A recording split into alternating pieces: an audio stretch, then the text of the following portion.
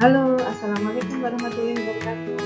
Halo anak-anak, salam sehat dan semangat. Bertemu lagi dengan pelajaran prakarya di kelas 7 semester 2. Sebelum kita mulai pelajaran, siapkan dulu buku paket kalian. Buka buku paket prakarya semester 2 halaman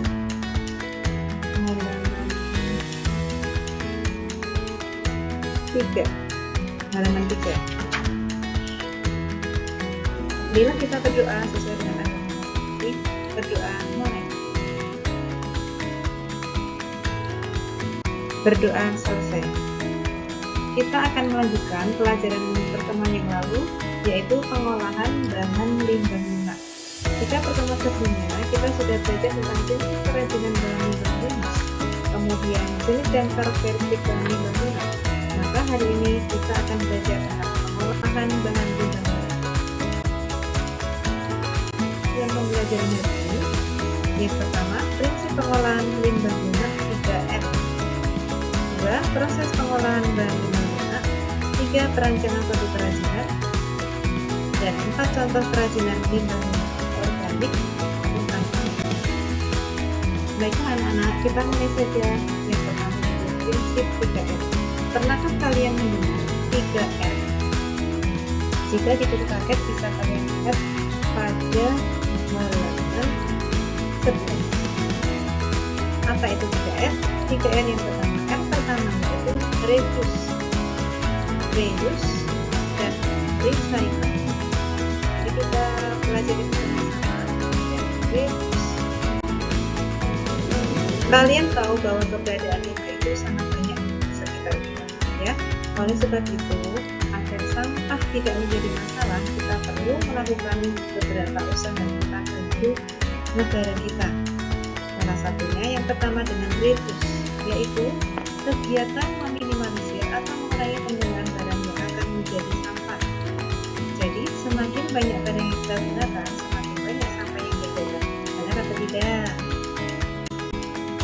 Sekarang bagaimana aksi kita untuk mendukung kegiatan reduce ini? Dengan cara bisa dengan membatasi kebiasaan belanja barang yang tidak begitu diperlukan. Misalnya membeli aksesoris, kebutuhan rumah tangga, otomotif, medis, dan lain sebagainya. Tentunya kalau kita mau menyadari ternyata banyak barang-barang yang sebenarnya kita sudah memiliki, tapi kita masih membelinya kembali, ya, karena kecenderungan kita mengikuti tren. 2. Menggunakan botol yang bisa diisi ulang daripada membeli botol kemasan plastik. Misalnya saat kita bepergian, kita membawa botol minum. Kalian pilih membawa air minum sendiri dengan botol atau membeli botol kemasan plastik sekali buang. Tentunya pilih air yang bisa diisi ulang, ya. 3.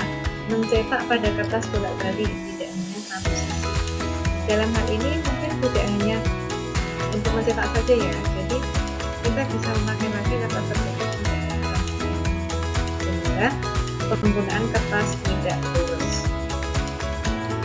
Ketika berbelanja, membawa tas sendiri untuk mengurangi tas plastik.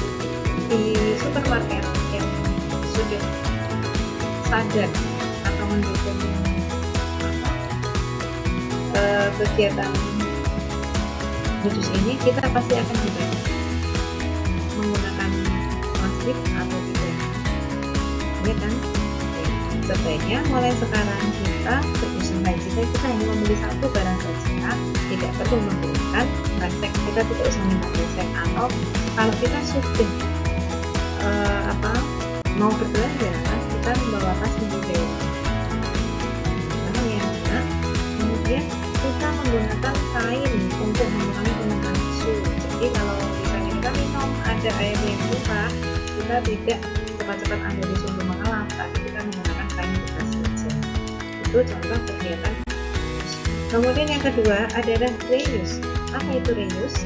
Reuse adalah menggunakan lagi suatu barang lebih dari sekali.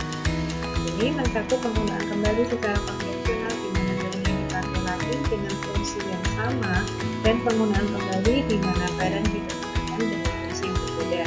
Jadi penggunaannya yang berkali-kali itu bisa dengan fungsi yang sama atau dengan fungsi yang berbeda. Apa sih contohnya? Reuse itu memilih wadah, kantong, atau benda yang dapat digunakan beberapa kali atau berulang-ulang. Tadi contohnya botol minum ya, yang tidak sekali pakai. Kemudian wadah makanan yang tidak sekali pakai juga. Apalagi anak-anak, kalian bisa menyebutkan sendiri. Kemudian menggunakan alat-alat penyimpanan elektronik yang dapat dihapus dan ditulis kembali. Contohnya apa? Contohnya flash disk, CD, dan lain sebagainya. Kemudian menggunakan sisi kertas yang masih kosong untuk menulis. Tadi dicontohkan ya, jika kita mencetak kertas ternyata kok tidak terpakai atau salah, maka sisi belakangnya bisa kita pakai untuk oleh-olehan matematika atau mendukung pelajaran kita. Itu ya. Kemudian yang ketiga, recycle. Recycle adalah proses untuk menjadikan suatu bahan bekas menjadi bahan baru dengan tujuan mencegah adanya sampah yang sebenarnya dapat menjadi sesuatu yang berguna dan menekan penggunaan bahan baku. Jadi kita contohkan, kita punya limbah atau kita beli makanan dengan kemasan plastik. Bagaimana agar plastik ini tidak menjadi masalah? Karena kita tahu bahwa plastik itu suatu terurai. Maka plastik kita jadikan sesuatu yang baru, menggunakan teknik yang bisa sederhana atau modern, menjadikan sesuatu itu barang baru yang baru. Apa contoh kegiatannya? Ini menggunakan bahan baku limbah menjadi produk kerajinan. Kita tahu bahan limbah itu ada dua, yaitu organik dan anorganik, bisa dijadikan bahan baku untuk produk kerajinan. Selain menggunakannya sebagai bahan baku, kita bisa memodifikasi limbah menjadi bahan baku. Kalau yang skala besar pabrikan itu sudah besar ya, misalnya plastik diolah kembali menjadi sesuatu yang baru. Tapi kalau kita di tingkat rumah tangga, tingkat rumah saja, misalnya botol air minum, plastiknya kita ubah menjadi sesuatu yang berbeda, hasil yang sama atau bisa berbeda, atau kita bisa menambahkan aksesoris agar lebih menarik. Ini contoh produk kerajinan limbah lunak. Apa ini anak? Bahannya dari kertas atau kardus bekas, jadi hiasan dinding. Ini bahannya dari kertas juga, kertas lipat yang mungkin punya adik kalian yang sudah tidak terpakai, bisa digunakan untuk mengajari adik-adik prakarya. Ini juga kerajinan. Kemudian ini tempat pensil, bahannya dari botol bekas, botol yang sudah tidak terpakai, bisa dimodifikasi menjadi barang baru. Kemudian ini sarung bantal dengan bahan kain kerja, kain yang sudah tidak terpakai. Misalnya kamu punya baju sudah bolong-bolong, tetap ada bagian yang masih utuh. Ini nanti disambung dengan mesin jahit. Dan ini kerajinan bunga dari kelopot jagung. Dan ini kerajinan wadah ya atau mangkok, bisa juga celengan atau tempat menempatkan aksesoris yang paling kecil dari kelapa. Yang ini apa anak-anak? Ini juga tempat pensil, namanya dari pelepah pisang. Kemudian ini juga tempat tisu, tempat pensil juga, tempat aksesoris terbuat dari koran bekas. Kemudian ini pot dari bahan serbuk kayu. Kemudian ini pot atau hiasan pot dari cangkang telur, dari telur. Kalau hanya dibuang saja menjadi masalah, tapi setelah dimodifikasi menjadi sesuatu yang bermanfaat. Kemudian proses pengolahan limbah lunak itu meliputi apa saja? Yang pertama adalah pemilahan. Tentunya kalau kita punya sampah, tidak semuanya bisa dipakai ya, tidak bisa digunakan lagi semua. Kita harus melewati proses pemilahan. Yang pertama kita pilihkan dulu mana yang masih bisa dipakai, mana yang sudah tidak bisa diselamatkan lagi.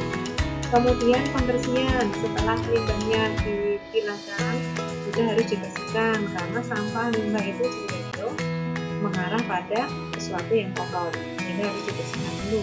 Kemudian setelah dicuci, dikeringkan. Setelah dikeringkan, kita berikan aksesoris atau kita warnai agar lebih menarik. Setelah diwarnai, baru dikeringkan sehingga menjadi sesuatu yang baru. Ini sudah cukup. Maka untuk selanjutnya, Ibu berikan tugas pada kalian mengerjakan soal pada hari yang akan Ibu buat. Yang kedua adalah mencatat materi hari ini pada buku kalian. Ini juga sebagai wahana kalian sekalian untuk belajar yang benar. Untuk itu, apakah sampai di sini ada hal yang masih tidak jelas? Kalau ada sesuatu yang belum kalian pahami, silakan bertanya melalui WA atau melalui chat. Jadi hari ini kita sudah belajar tentang pengolahan limbah lunak, jadi prinsip 3R, kemudian yaitu proses pengolahan limbah dari pemilahan sampai pewarnaan, kemudian syarat perancangan hingga perancangan, dan juga contoh-contoh perancangan dan limbah lunak dan limbah lunak organik dan limbah lunak anorganik. Begitu ya anak-anak. Jadi selain kalian menyimak video dari video, silakan kalian baca juga materi dari depannya sampai dengan halaman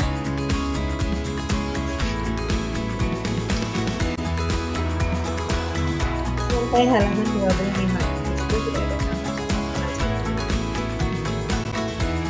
Untuk minggu depan akan dilaksanakan ulangan lagi dengan adanya perancangan ini.